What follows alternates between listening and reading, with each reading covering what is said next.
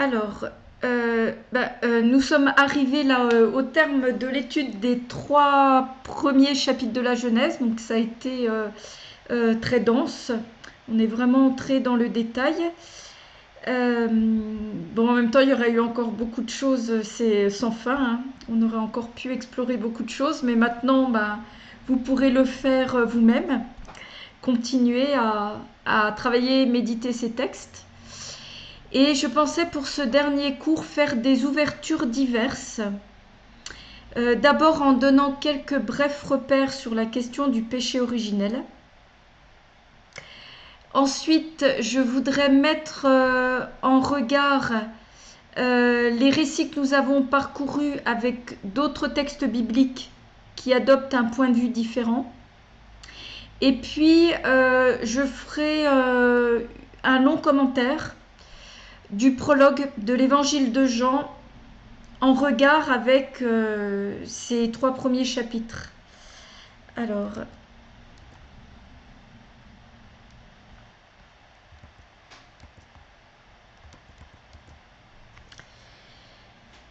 je commence par le premier point, péché originel, un mot sur le sujet. Je pense peut-être que quelques-unes là ont ce sujet en tête, ou ont entendu des informations dessus. Et je vais parler aussi de la question de la chute. C'est aussi un vocabulaire que l'on entend régulièrement quand on parle de ces textes. Alors, il s'agit de notions complexes et il faudrait beaucoup de temps pour en traiter. Là, je ne vais pas le faire, mais seulement vous donner quelques repères. D'abord, le récit de Genèse 2 et 3 ne prononce pas le mot de péché. Vous l'avez peut-être remarqué, ce n'est pas un mot que l'on a croisé en étudiant les textes. Le mot péché n'apparaît qu'au chapitre 4 de la Genèse. Donc ça, c'est d'abord quelque chose, je pense, d'important à relever.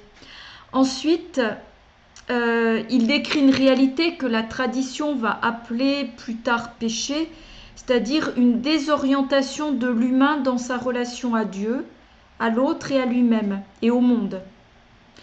Mais l'accent du récit ne porte pas tellement sur une faute au sens moral ou juridique, que sur une rupture de confiance entre l'humain et Dieu.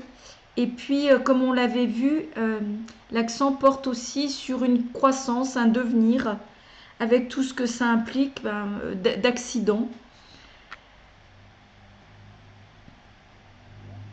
Les élaborations théologiques ultérieures vont insister davantage sur la culpabilité, sur la transmission du péché, ce que ne fait pas le texte.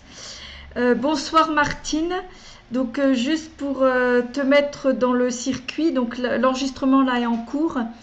Et là ce soir je fais des ouvertures et je commence par parler de la question du péché originel par rapport à ces textes.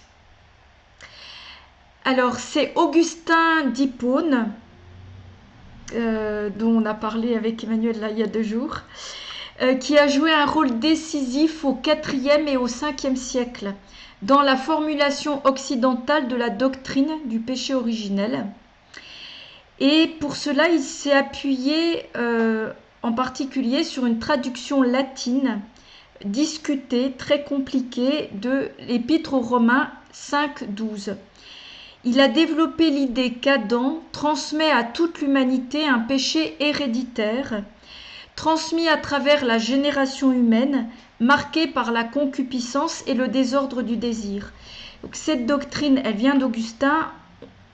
On ne la trouve pas telle qu'elle dans ces chapitres de la Genèse que nous avons explorés.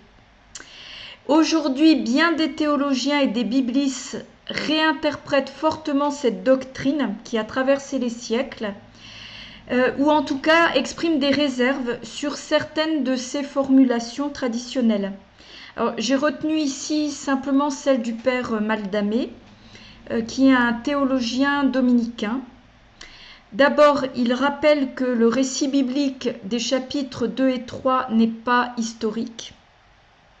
C'est pas toujours clair encore aujourd'hui pour tous les chrétiens, donc il le redit, certainement pas pour rien. Il explique que ces récits appartiennent au genre sapientiel, c'est-à-dire ce sont des écrits de sagesse. Et je vous cite un passage d'un de ces articles. La notion de péché originel désigne spécifiquement ce qui brise la relation entre l'homme et Dieu. Cette rupture est originaire, elle ne se réduit pas à être un événement qui s'est produit dans le passé inaccessible. Elle se situe à l'origine de tout péché réellement commis. Le péché originel n'est pas le premier péché, mais le péché premier, c'est-à-dire l'origine du péché.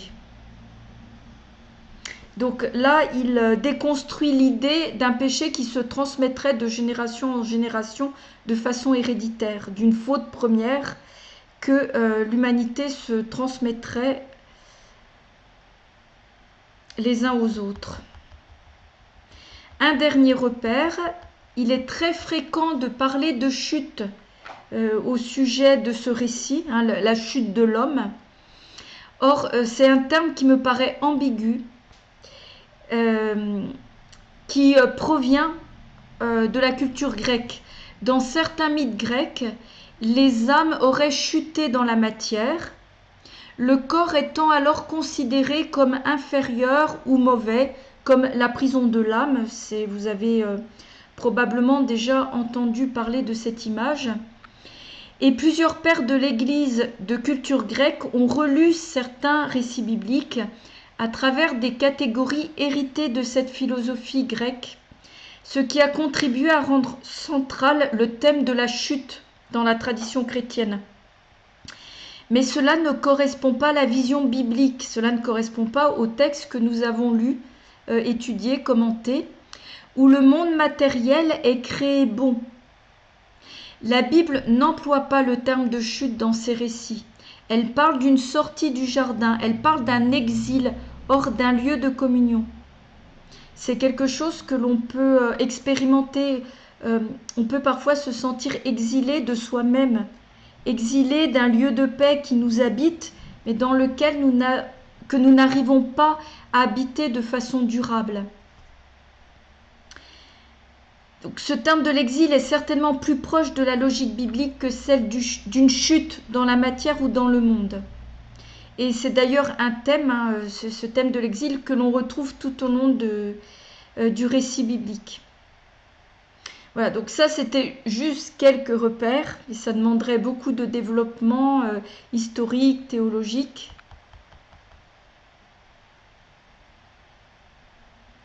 Je voudrais à présent faire une deuxième ouverture en présentant des points de vue bibliques différents de ceux que l'on a croisés en commentant ces 3 premiers chapitres.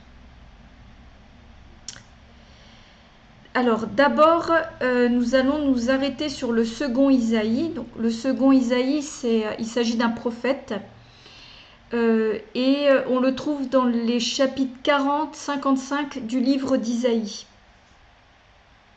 Ces textes datent du 6e siècle avant notre ère, à la fin de la période où le peuple est en exil à Babylone ou au début du retour d'exil, c'est-à-dire à la même période que la mise en forme finale du chapitre 1 de la Genèse que nous avons étudié. Nous sommes à peu près à la même époque, donc c'est assez intéressant d'entendre un autre point de vue contemporain. Genèse 1 montre un monde où, avant tout acte de création, il y a la présence de l'obscurité et des eaux, si vous vous souvenez de ce texte. Elles sont là, l'obscurité est là, les eaux sont là, et le texte ne nous dit pas d'où elles viennent. Mais cette vision du récit des origines n'a pas plu à tout le monde. Et le second Isaïe dit non, ça n'est pas comme ça, parce que Adonai a tout créé. Je vous lis, c'est Isaïe 45, versets 6-7. Moi, Adonai, nul autre. Sauf moi, pas de Dieu. Non, rien sauf moi. Moi, Adonai, et nul autre. Le formateur de la lumière, le créateur de la ténèbre, le faiseur de la paix, le créateur du malheur, moi, Adonai, l'auteur de tout cela. Ça, c'est une traduction de Chouraki que j'ai un peu modifiée. Donc là, on a le reflet d'un débat théologique et le texte biblique ne cherche pas à gommer cette divergence qui est pourtant importante. La Bible ne répond pas à la question de l'origine, de la présence, de ce qui est mauvais dans notre monde. Genèse 1 dit « Elohim a créé uniquement le bon ». Les ténèbres, les eaux qui représentent le monde du chaos sont déjà là. Le second Isaïe dit non, Adonai a tout créé. Donc la question reste ouverte. Dieu crée quoi? Il crée tout ou simplement une partie en transformant le reste? Donc là, on a typiquement une illustration du fait que la Bible n'est pas idéologique. Elle garde une complexité à travers des prises de position qui sont différentes. Elle ne cherche pas à les faire disparaître et à lisser le message. Alors on va passer à un autre type de texte. Ce point de vue du second Isaïe que je viens de vous exposer rapidement se retrouve chez l'Ecclésiaste qui est plus tardif, c'est 3e, 2e siècle avant notre ère. Je vous lis.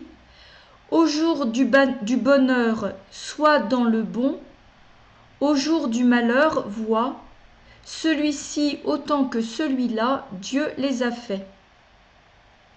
Il y a le jour du bonheur, du bon, mais il y a aussi le malheur, le mauvais, le mal. C'est l'équivalent de l'arbre du bon et du mauvais, ce sont les mêmes termes en hébreu. Le bon et le mauvais sont tous deux rapportés à Dieu. Donc on retrouve un peu le second Isaïe. Il ne faut pas imaginer que Dieu a fait seulement le bon, il a fait aussi le malheur. Ici, dans le contexte de l'Ecclésiaste, on n'est pas dans un contexte d'origine du monde, mais plutôt dans ce que l'homme vit concrètement. On parle du malheur tel qu'il est vécu dans l'existence, pas d'une puissance du mal. Il ne s'agit pas du mal. Donc, ce sujet reste un grand débat jusqu'à aujourd'hui entre théologiens, philosophes, et la Bible ne tranche pas. Je passe à une autre contradiction biblique. Genèse 1 nous a dressé le tableau d'une création harmonieuse. On avait déployé ce long poème majestueux. Dieu crée tout par sa simple parole, il dit et cela est. Et c'est contraire à beaucoup de récits mythiques contemporains qui évoquent des combats. Par exemple, ce texte qui vient d'Ougarit, sur la côte de l'actuelle Syrie, Baalou, dont parle le texte, évoque un dieu d'Ougarit. Donc je vous lis. Quel ennemi s'est levé contre Baalou? Quel adversaire contre le chevaucheur des nuées? N'ai-je pas abattu Yamou, la mer, le bien-aimé de Ilou? N'ai-je pas achevé le fleuve, Naharou, le dieu des grands? Eh bien, je musellerai de nouveau le dragon, je lui fermerai la bouche. J'ai abattu le serpent tortueux, le tyran aux 7 têtes. Donc là, on a un texte qui raconte un combat entre Baalou et des adversaires au moment de la création. On n'a pas du tout l'image d'une création qui se fait de manière harmonieuse, paisible. Mais on retrouve cette même atmosphère également dans la Bible, dans le psaume 74. Je vous lis. Pourtant, Dieu, tu es mon roi dès l'origine, auteur des victoires au milieu de la terre. C'est toi qui as cassé par ta force la mer, Yam. Tu as brisé la tête du dragon, Tanine, sur les eaux. C'est toi qui as fracassé les têtes de Léviathan. Tu l'as donné à manger au peuple des bêtes sauvages. C'est toi qui as fendu sources et torrents. C'est toi qui as asséché des fleuves intarissables. À toi le jour, à toi la nuit. C'est toi qui as établi la lune et le soleil. C'est toi qui as fixé toutes les frontières de la terre. L'été et l'hiver, c'est toi qui les as formés. Donc là, ce psaume est assez proche du texte d'Ougarit que je vous ai cité juste avant. Et on a dans ces deux récits, dans ces deux textes poétiques, une autre idée de la création que celle qui apparaissait en Genèse 1. Un combat de Dieu contre la mer qui symbolise le chaos, l'adversité, et qui précède l'alternance du jour et de la nuit, l'établissement des astres et des saisons. La Bible connaît donc aussi l'idée de combat qui se déroule dans le monde et pas seulement la présentation d'une création harmonieuse. On trouve cette représentation également dans l'Apocalypse, qui est le dernier livre de la Bible chrétienne, et qui nous parle du combat de l'archange Michel contre le dragon. Je vous lis Apocalypse 12, 7, 9. Il y eut un combat dans le ciel. Michel et ses anges combattirent contre le dragon. Et le dragon combattait lui et ses anges, mais ils ne furent pas les plus forts. Il fut précipité le grand dragon, le serpent ancien, appelé le diable, et Satan. Donc là, on n'est plus dans le registre du malheur vécu dans l'Ecclésiaste, mais dans une mise en scène symbolique du mal sous forme de puissance opposée. Et ce n'est plus Dieu lui-même qui combat comme dans les mythes ou dans le psaume 74, ce sont Michel et ses anges. Donc Dieu n'est plus représenté en lutte directe, il demeure souverain et ce sont des figures intermédiaires qui agissent et qui combattent. Alors, cette mise à distance, elle a plusieurs implications. Elle évite de représenter Dieu en lutte directe avec une force adverse, ce qui pourrait suggérer une rivalité entre puissances équivalentes, un Dieu bon et puis des dieux mauvais. Elle affirme implicitement que le mal n'est pas au même niveau que Dieu et elle introduit une structuration du monde céleste avec des intermédiaires, des anges, des archanges. Cela veut dire que la création n'est pas seulement à comprendre comme un événement du passé, harmonieux, achevé une fois pour toutes. Elle peut être perçue comme un processus en cours, traversé par des forces opposées, comme un combat qui continue. Et ça correspond bien quand même à notre expérience. Nous savons bien que nous ne vivons pas dans un monde harmonieux où tout va tout seul. Il y a un combat. Dans cette perspective, le chaos, le désordre, le malheur ou le mal sont encore là, à l'œuvre, dans le monde, en nous, sous des formes diverses. Et la création serait un processus permanent de mise en ordre, de séparation, de discernement, et un combat contre ces forces chaotiques. Le combat contre le dragon dans l'Apocalypse ne parle pas seulement de la fin des temps, il reprend des images très anciennes pour dire quelque chose de toujours actuel. Il y a en l'homme et dans l'histoire une lutte entre ce qui donne vie et ce qui détruit. Alors, les différentes voies bibliques que nous avons évoquées ne s'annulent pas. Elles ouvrent plusieurs chemins pour penser et vivre la création, comme un don déjà là, comme un horizon aussi, comme un mystère dont l'origine nous échappe, comme un combat intérieur, collectif qui continue.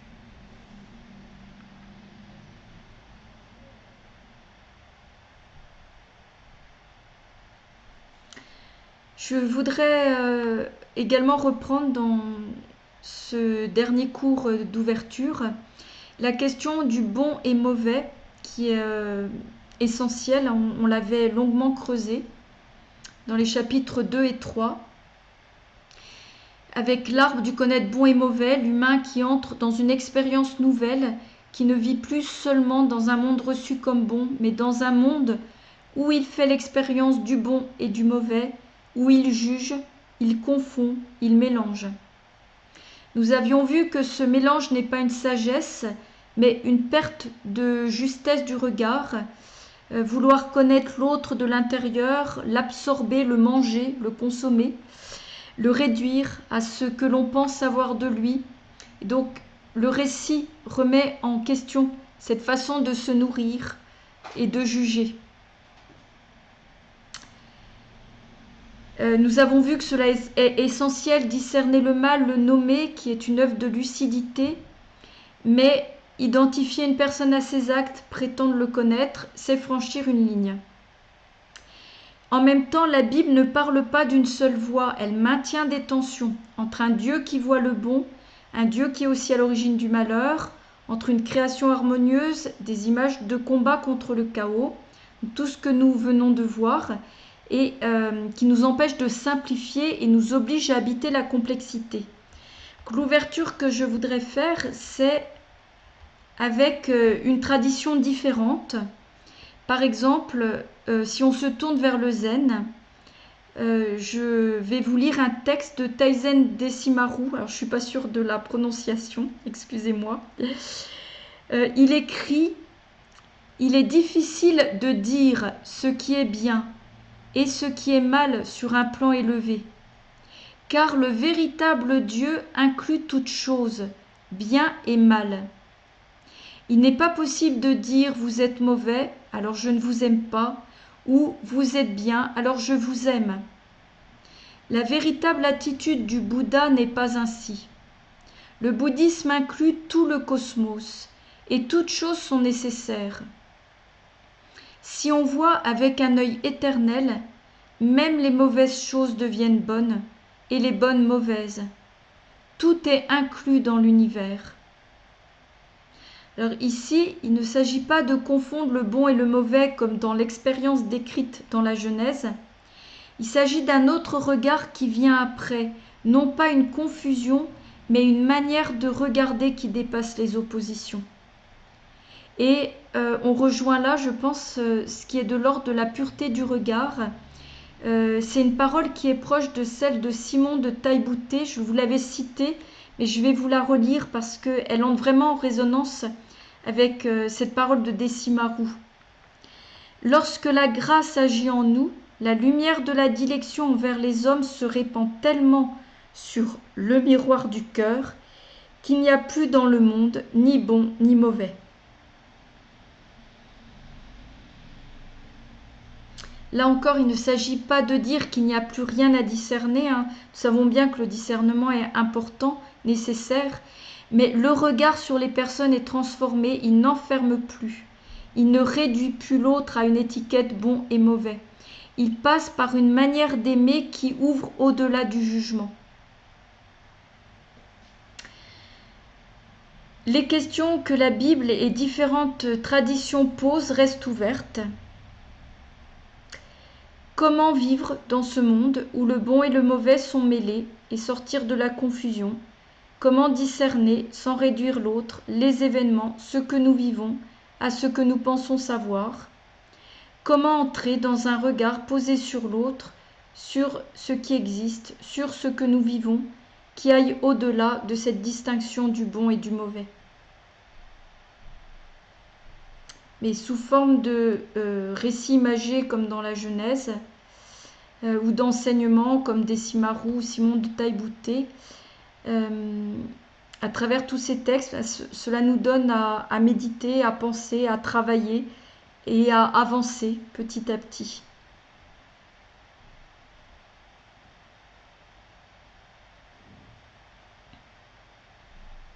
Alors, je voudrais terminer ces ouvertures, alors là de façon plus longue et approfondie, avec le prologue de Jean.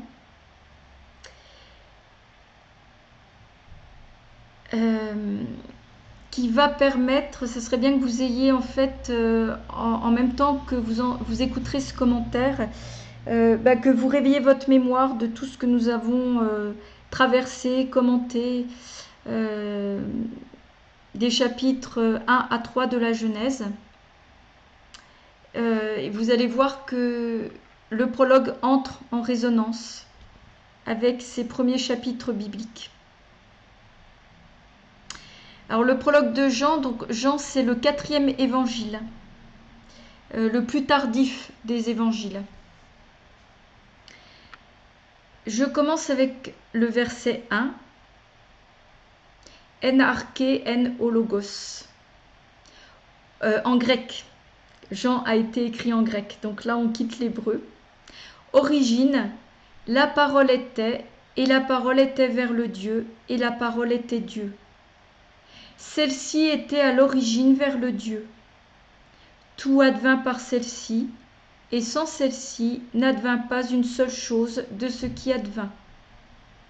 En elle, vie, et la vie était la lumière des humains. Le prologue de Jean commence ainsi, en arché en hologos. Au commencement était la parole. C'est la traduction la plus courante, qui nous est la plus familière. Donc, l'évangile de Jean a été écrit en grec. Sa version de référence de la Bible juive est la Septante écrite en grec et non la Bible hébraïque. Et le chapitre 1 de la Genèse dans la Septante commence de la même manière, en arché, au commencement, origine. Ça n'est pas un hasard, c'est évident que Jean, là, se réfère au texte de la Genèse au chapitre 1. Il lui fait écho. Dans ces deux textes, tout commence par une parole. Genèse 1, Elohim dit « Sois lumière » et lumière fut. Jean 1, tout advint par la parole, et sans celle-ci n'advint pas une seule chose de ce qui advint. En elle vie, et la vie était la lumière des humains. Nous avions vu en étudiant Genèse 1 que la lumière est créée dès le premier jour, avant le soleil, avant les astres. Il ne s'agit donc pas simplement d'une lumière physique, sinon il y a quelque chose qui cloche. Dans la tradition juive, cette particularité a été largement méditée. Une tradition orale circulait selon laquelle cette lumière primordiale, première, avait été cachée parce que les humains n'étaient pas prêts à la recevoir. Ils avaient encore besoin de grandir. Elle est réservée, selon cette tradition, aux justes dans le monde à venir. Cette doctrine circulait à l'époque où l'évangile de Jean a été mis par écrit, et quand on lit le prologue de Jean, cela entre en résonance. Je vous lis le verset 5. « La lumière brille dans l'obscurité, et l'obscurité ne l'a pas saisie ou comprise. » On peut traduire des deux façons. L'évangile de Jean ne parle ni d'un passé révolu, ni d'un avenir espéré. Il affirme une action en cours. La lumière est à l'œuvre maintenant. La phrase suivante est volontairement ambiguë. Le verbe permet plusieurs lectures et Jean ne cherche pas à les départager. Elle était dans le monde est advenu par elle, et le monde ne l'a pas connue. L'obscurité ne saisit pas la lumière, au sens où elle ne la comprend pas, ne la reconnaît pas. Elle ne la saisit pas non plus au sens où elle ne parvient pas à s'en emparer, à la capturer et à l'éteindre. Les deux sens sont à garder, c'est une ambiguïté précieuse qui empêche deux simplifications opposées. Celle d'un optimisme naïf où la lumière serait immédiatement comprise, celle d'un pessimisme radical où l'obscurité aurait le dernier mot. Jean tient ensemble les deux. La lumière n'est pas comprise, mais elle n'est pas vaincue. La lumière n'abolit pas l'obscurité de l'existence. Elle ne supprime ni la souffrance, ni l'incompréhension. Elle se tient au cœur même de ce qui reste obscur. Et c'est là qu'elle demeure lumière.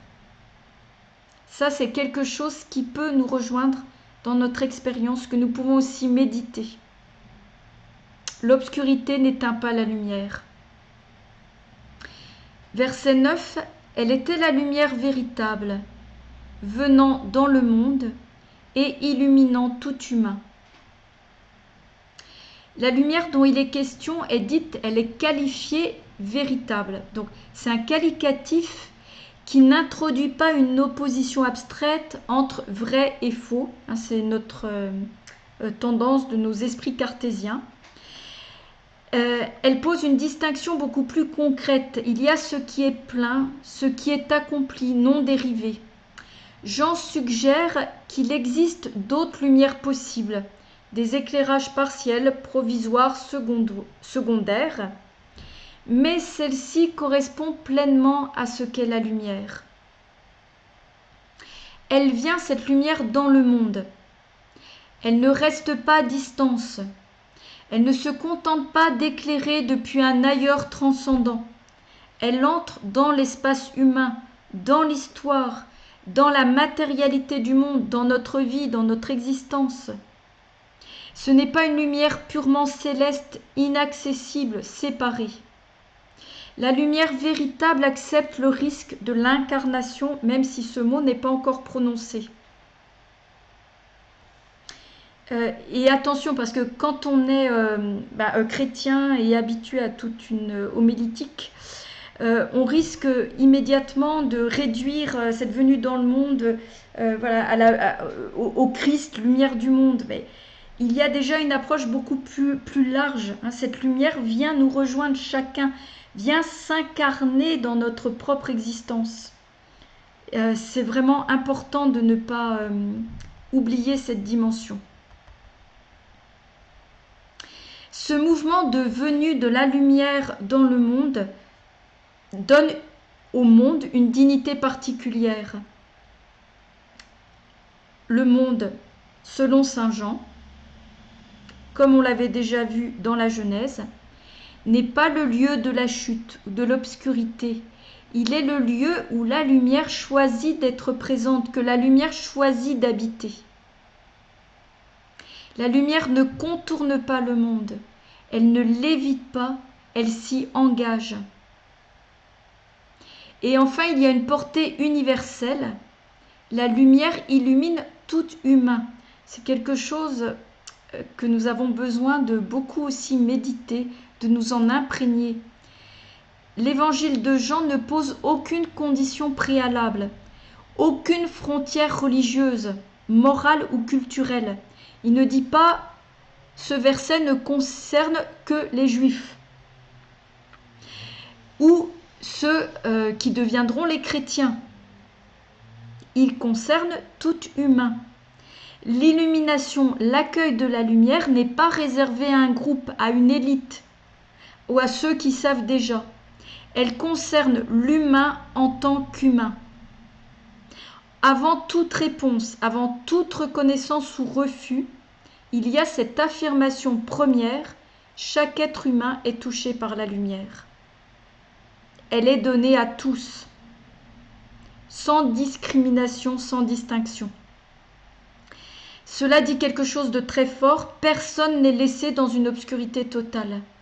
Même si la lumière n'est pas reconnue, même si elle n'est pas accueillie, la lumière est là, elle éclaire. L'existence humaine n'est jamais totalement privée de clarté. Ce verset tient ensemble trois affirmations essentielles: la plénitude de la lumière, son entrée dans le monde, son orientation universelle vers l'humain. Et ce verset prépare l'attention du verset suivant. Si la lumière illumine tout humain, comment comprendre qu'elle ne soit pas reconnue? Jean va maintenant affronter ce paradoxe de front. Verset 10. Elle était dans le monde, et le monde est advenu par elle, et le monde ne l'a pas connue. Ce verset concentre une tension majeure du prologue, qu'il n'explique pas et qu'il ne résout pas. Il pose trois affirmations juxtaposées. D'abord, la lumière était dans le monde, donc le problème ne vient pas de son absence. Ensuite, le monde est advenu par elle. J'en rappelle ici, au cœur même de la tension, ce qu'il a déjà affirmé plus haut, le monde existe par la lumière. Et enfin, le monde ne l'a pas connu. Le verbe exprime une non-reconnaissance. La lumière est là, elle fait être le monde, et pourtant elle n'est pas reconnue pour ce qu'elle est. Vous pouvez faire résonner aussi en vous le récit qui était de type narratif. Là, on est plus dans un poème, un récit, un poème théologique, mais vous pouvez vous rappeler en même temps ce récit de l'humain, du glébeux et de la femme, qui n'ont pas reconnu non plus la lumière, la parole qui leur était donnée. C'était expliqué c'était abordé sous une forme narrative. Donc là, Jean ne parle pas d'un rejet violent, pas d'un combat frontal. Il exprime une fracture sans l'expliquer, celle d'une présence qui n'est pas identifiée comme telle. Le mot monde est répété 3 fois, c'est une insistance volontaire. Jean, ici, ne distingue pas différents mondes, un bon, un mauvais, un spirituel, un profane. C'est le même monde dans toute sa cohérence, toute sa contradiction. Le monde est à la fois lieu de la présence de la lumière, fruit de cette lumière, et espace de sa non-reconnaissance. Tout ça à la fois. Et cela dit, au point de vue existentiel, quelque chose de très profond. On peut vivre grâce à quelque chose, on peut être porté par une réalité fondamentale sans jamais la reconnaître comme telle. La non-reconnaissance n'est pas toujours un refus conscient. Elle peut être une forme d'aveuglement ordinaire, une manière de vivre sans voir ce qui fait vivre. Mais il arrive, on le sait bien, que parfois, à un moment de la vie, les yeux s'ouvrent et la lumière est reconnue. L'évangile de Jean ne condamne pas, il constate, il ne moralise pas le monde, il le décrit dans sa tragique ambiguïté. Le monde n'est pas mauvais en soi, mais il est capable de passer à côté de ce qui le fonde. Et nous le savons bien, enfin, c'est notre expérience habituelle. Si le monde en général ne reconnaît pas la lumière, qu'en est-il de ceux qui lui sont les plus proches ? Maintenant, Jean va resserrer la focale jusqu'à l'intime. Verset 11, « Elle est venue dans son domaine et les siens ne l'ont pas accueillie. » La lumière ne vient pas en terrain étranger, elle vient chez elle, dans un lieu déjà lié à elle. Cela interdit toute lecture où le refus serait attribué à une altérité radicale ou à une ignorance extérieure. La non-réception se produit au cœur même de la proximité. Ce refus est un manque d'hospitalité. La lumière n'est pas combattue, elle est laissée dehors. Le déplacement entre son domaine et les siens est aussi parlant. Jean distingue l'espace et les personnes, comme si le lieu pouvait être prêt, mais pas les cœurs. On peut habiter un monde façonné par la lumière, en vivre, en bénéficier, sans pour autant l'accueillir comme lumière. Théologiquement, le texte dit que la proximité ne garantit pas la relation. Et en fait, on peut faire un parallèle avec nos expériences relationnelles. Parfois, les personnes qui nous sont les plus proches sont celles que l'on connaît le moins et que l'on n'est pas en capacité d'accueillir.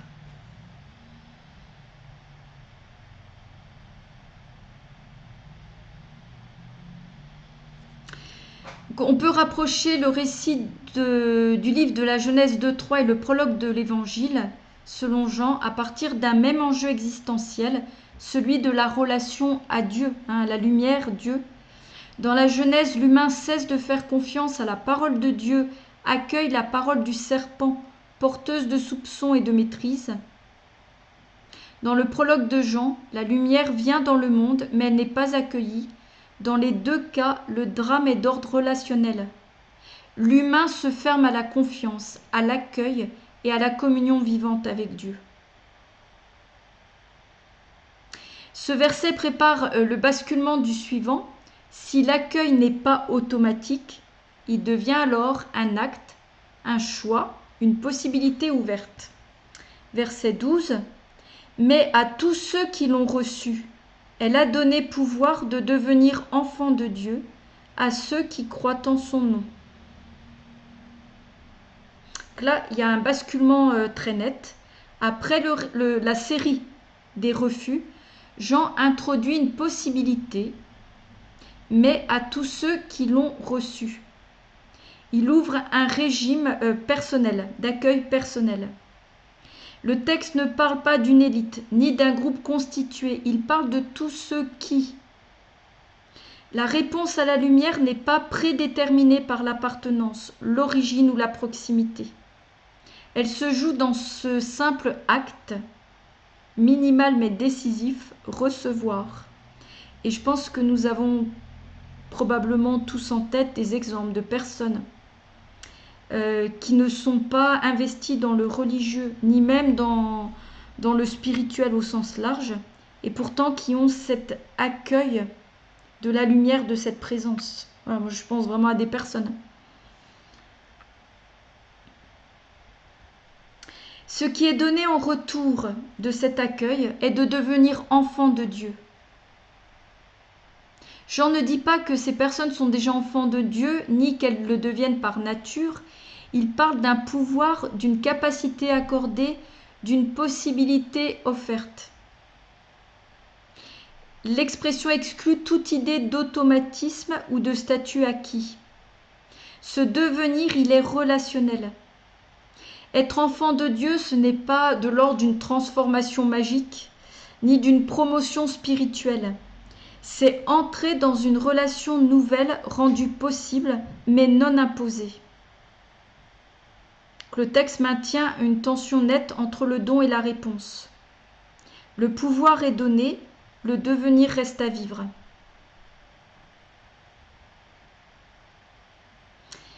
Le verset parle de ceux qui croient en son nom. Croire ici ne signifie pas adhérer à un énoncé doctrinal. Dans la Bible, il ne s'agit jamais de ça. Il s'agit d'une confiance placée en son nom, c'est-à-dire en ce qu'elle est réellement, en sa présence telle qu'elle se donne. Le nom renvoie à l'identité et le nom peut varier en fait suivant les personnes. Chacun peut nommer de manière différente cette réalité avec un grand R. Croire en son nom, c'est reconnaître la lumière pour ce qu'elle est et s'y fier, lui faire confiance. La lumière ne force pas, elle propose. Là où elle est reçue, quelque chose peut commencer, un devenir, une filiation, une relation nouvelle. Verset 13. Cela non descend ni d'une volonté de chair, ni d'une volonté d'homme, mais de Dieu ont été engendrés. Alors, la mention des sans S-A-N-G-S renvoie à tout ce qui fonde l'identité par l'origine, c'est-à-dire la lignée, l'héritage, l'appartenance, transmission reçue à la naissance. C'est une expression biblique. Jean affirme que ce nouveau devenir ne procède pas de là. Il ne dépend pas d'un capital d'origine, ni d'une généalogie privilégiée. La filiation divine ne se transmet pas.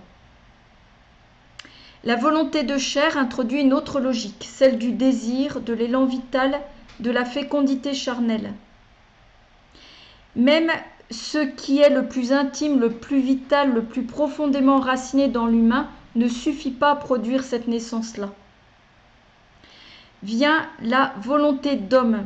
Là, le texte touche à l'initiative consciente, au projet, à la décision, à la maîtrise. Jean exclut explicitement toute appropriation volontaire de la filiation divine. On ne devient pas enfant de Dieu par choix stratégique, par autorité paternelle, par organisation sociale ou religieuse. La filiation divine ne s'institue pas. Jean affirme une source. Ce devenir ne se comprend pas à partir de l'humain, il a son origine ailleurs.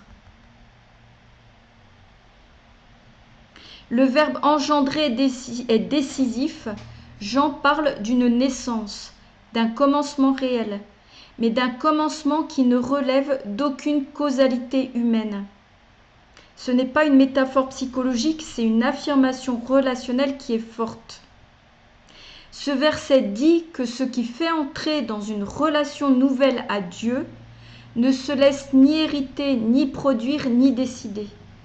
Cela ne peut être ni revendiqué, ni transmis, ni fabriqué. Il y a là une dépossession radicale.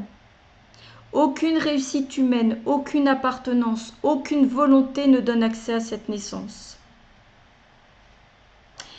Et en même temps, ce verset est profondément libérant, puisque cette naissance ne dépend d'aucun critère humain, elle n'exclut personne. Là où toutes les autres logiques produisent des hiérarchies, des héritiers et donc des exclus, celle-ci repose uniquement sur une initiative de Dieu et sur une posture personnelle d'accueil. Jean clôt ainsi le prologue par un renversement fondamental. La relation à Dieu n'est plus pensée à partir de ce que l'humain est, possède, décide, mais à partir de ce que Dieu engendre. Le centre de gravité est déplacé et tout le reste de l'Évangile va se déployer à partir de ce point. Verset 14. La parole est devenue chair, elle a planté sa tente parmi nous, et nous avons contemplé sa gloire, gloire comme celle de l'unique d'auprès du Père, pleine de grâce et de vérité. Alors ce verset, il n'introduit pas une idée nouvelle, il déploie jusqu'au bout ce qui était déjà en germe depuis le début du prologue. La parole qui était à l'origine tournée vers Dieu, médiatrice de tout, entre maintenant dans le champ le plus concret qui soit, la chair, c'est-à-dire la vulnérabilité. Dans l'horizon biblique, la chair n'est pas l'ennemi de Dieu, mais le lieu de la finitude, de l'exposition. Dire que la parole devient chair, c'est dire qu'elle vient dans ce qu'il y a de plus fragile et de plus vulnérable. La parole a planté sa tente parmi nous. La tente, elle représente tout le contraire d'une habitation stable ou d'une construction monumentale. Il ne s'agit pas d'un temple, d'une église, d'une mosquée, mais d'une tente. La tente, elle est mobile, provisoire, fragile. C'est le lieu de la présence en chemin, au cœur du désert, au milieu d'un peuple qui n'est pas encore arrivé. L'évangile de Jean dit ici que la parole, avec un grand P, choisit le mode de la présence itinérante, non celui de l'installation triomphante. Elle demeure avec l'humain en chemin, sous la forme la plus exposée. Nous avons contemplé sa gloire. Alors la gloire, elle est à entendre au sens biblique. Il ne s'agit pas d'une splendeur abstraite ou d'un éclat céleste. Elle renvoie à la kavod en hébreu, cette densité de présence qui se manifeste précisément là où Dieu se rend proche. La gloire, c'est ce qui a du poids.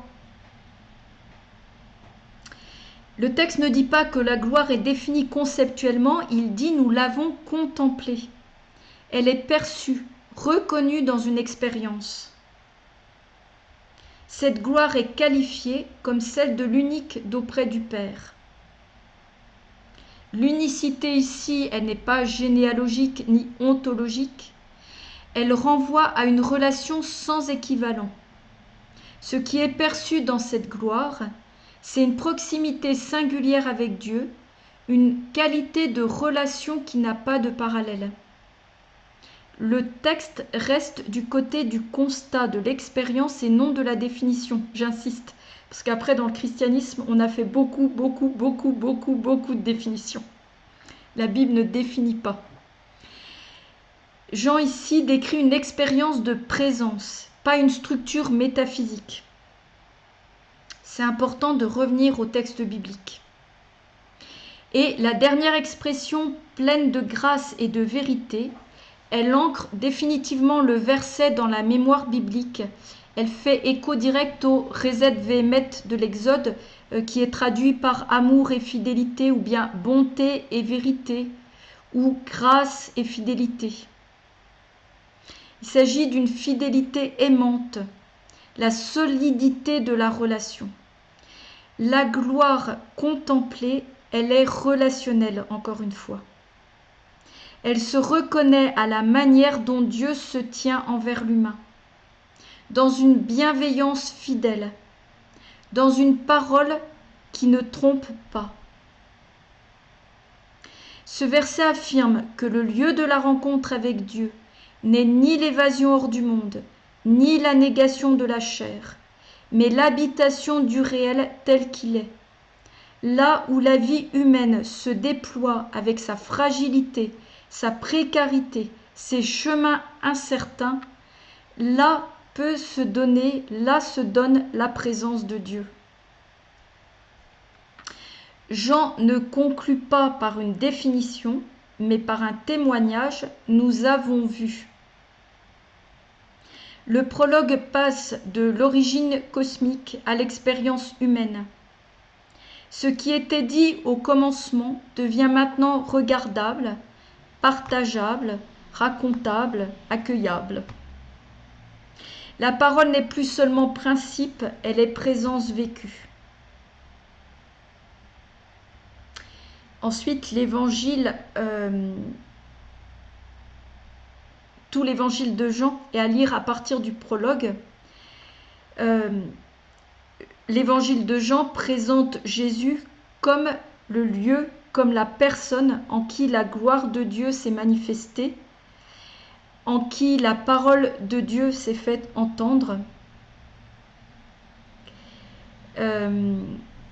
Mais il s'agit bien, et c'est là-dessus que j'ai voulu insister, il s'agit bien d'une question toujours relationnelle, non d'une définition de qui est Jésus, de sa nature, etc.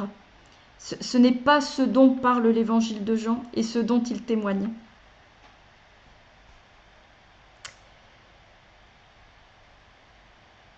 Je conclus ce parallèle entre Jean et les premiers chapitres de la Genèse.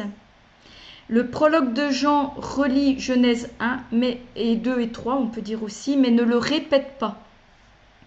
Comme en Genèse, il parle d'origine, de parole, de lumière, d'obscurité, mais il déplace ces images vers l'existence humaine concrète. Dans la Genèse, Dieu dit « Sois lumière ». Chez Jean, la lumière vient dans le monde humain. Dans la Genèse, la parole crée. Chez Jean, la parole habite parmi les humains. Et dans les deux textes, la création n'est pas simplement un événement du passé, elle concerne ce qui peut advenir aujourd'hui dans une existence humaine.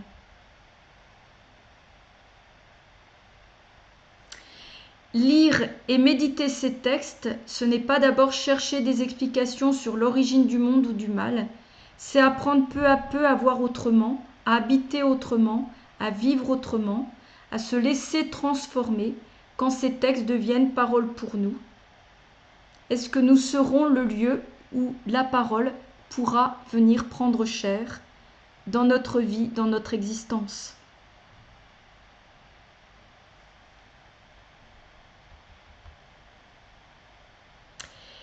Nous arrivons au terme de ces 10 cours sur les 3 premiers chapitres de la Genèse. Nous n'avons pas épuisé ces textes qui sont inépuisables, mais nous nous sommes laissés interroger par eux, nous avons cheminé avec eux. Nous avons vu des récits de création, de séparation, de paroles, de désirs, de peur, de relations. Nous avons vu que ces textes anciens continuent à poser des questions très actuelles. Nous avons vu que la Bible ne simplifie pas le réel, elle garde ouvertes des tensions, des questions, des chemins.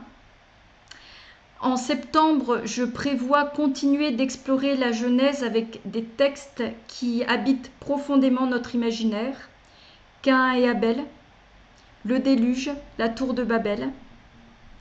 Après les grands récits d'origine, la Bible entre pleinement dans l'histoire humaine concrète, la jalousie, la rivalité, la violence, la fraternité blessée, la difficulté de vivre ensemble. Et cet arc narratif se déploie jusqu'à Abraham, au chapitre 12 de la Genèse. Et à partir d'Abraham, quelque chose commence à s'ouvrir, un autre chemin devient possible pour sortir de la convoitise et de la violence.